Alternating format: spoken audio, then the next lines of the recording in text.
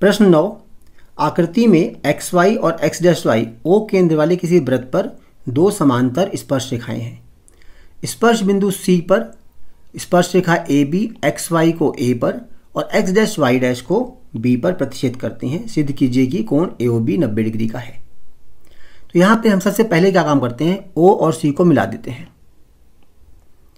अब इसे मिलाने के बाद देखो ऊपर दो त्रिभुज हैं, एक त्रिभुज ये एक त्रिभुज ये, इन दोनों त्रिभुजों को करेंगे सर्वांगसम। त्रिभुज ओ पी ए तथा त्रिभुज ओ सी ए को इन दोनों त्रिभुजों में लेते हैं हम। देखो एक तो पहली बात ओ ए बराबर ओ ए है, क्योंकि ये दोनों में है तो ये उभयनिष्ठ है, उभयनिष्ठ है। दूसरा है हमारे पास ओ सी। देखो ओ पी और ओ सी दोनों त्रिज्याएं हैं, ओ पी बराबर ओ सी, ये वृत्त की त्रिज्याएं हैं, दोनों वृत्त की त्रिज्याएं हैं, तो ये भी बराबर हो गई। तीसरा क्या बचा, ये ए पी और ए सी एक ही बिंदु से, एक ही बाह्य बिंदु से वृत्त पर खींची गई स्पर्श रेखाएं बराबर होती हैं, इसलिए पी ए बराबर सी ए है। तो एक ही बाह्य बिंदु से वृत्त पर खींची गई स्पर्श रेखाएं, इसका कारण भी आएगा ये। अब देखो तीनों भुजाएं आपस में बराबर हो गई त्रिभुज की ना, तो एस एस एस सर्वांग समता नियम से त्रिभुज ओ पी ए सर्वांगसम है त्रिभुज ओ सी ए के। अब ये सर्वांगसम हो गए ना, तो इनके देखो अंदर वाले जो कोण है, ये इस कोण एक को कोण दो के बराबर रख सकते हैं हम, इसलिए कोण एक बराबर कोण दो। और इसका कारण क्या होगा, सर्वांगसम त्रिभुज की संगत भुजाएं या संगत कोण बराबर होते हैं, तो यहाँ संगत कोण बराबर है। और बिल्कुल इसी प्रकार अब आगे हम इन दोनों त्रिभुजों को सिद्ध नहीं करेंगे, हम लिख सकते हैं कोण 3 बराबर कोण 4। इसी प्रकार क्योंकि सारे चरण वही हैं, इसी प्रकार कोण 3 बराबर कोण 4। ये हमारे पास समीकरण नंबर 1 है और ये समीकरण नंबर 2 है। अब देखो इन चारों कोणों को जोड़ के कितना आएगा, अगर हम इन चारों कोणों को जोड़ दें इनको तो कितना आएगा 180, क्योंकि एक ही रेखा बने कोण है। तो कोण 1 प्लस कोण 2 प्लस कोण 3 प्लस कोण 4 ये बराबर 180।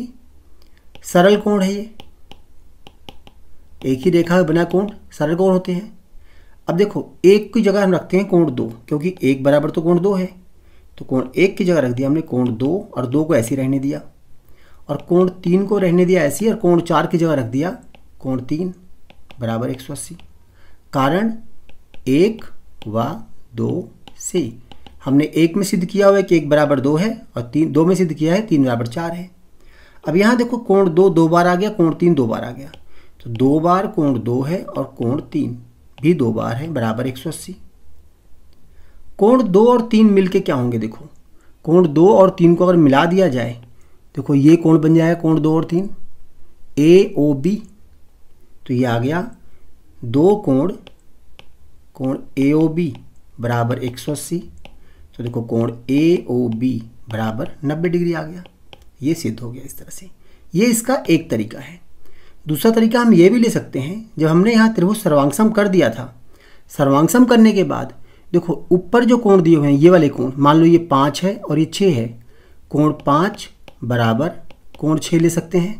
और बिल्कुल ऐसे ही नीचे भी देखो ऐसे यही वाले कोण है यहाँ पे ना, मैं इसको देखो लाल निशान से करता हूँ, ये लाल निशान जो लगा रहा हूँ ये यहाँ पे मान लो ये कोण 7 है और ये अंदर वाला कोण ये 8 है, तो कोण 7 बराबर कोण 8 हो जाएगा। अब देखो ये पूरा कोण और ये पूरा कोण 180 होंगे, एक ही तरफ के तिर्यक रेखा के एक ही तरफ के बने हुए कोण। तो कोण पी ए बी प्लस कोण क्यू बी ए ये बराबर 180 हो गए। अब इसको भी आधा कर देते हैं, इसको भी आधा, सबको आधा करते हैं, आधा कोण पी ए बी प्लस आधा कोण क्यू बी ए बराबर 90 डिग्री आ जाएगा ये। और आधा कोण पी ए बी क्या होगा, कोण 5 लो चाहे 6 लो, हमारी मर्जी है।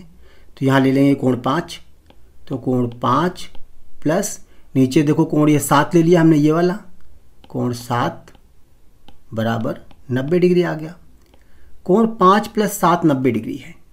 अब ध्यान से अगर देखो त्रिभुज ओ ए बी में, त्रिभुज देखो यहाँ अलग से करता हूँ मैं, त्रिभुज ओ ए बी में कोण 5 प्लस कोण 7 प्लस कोण ओ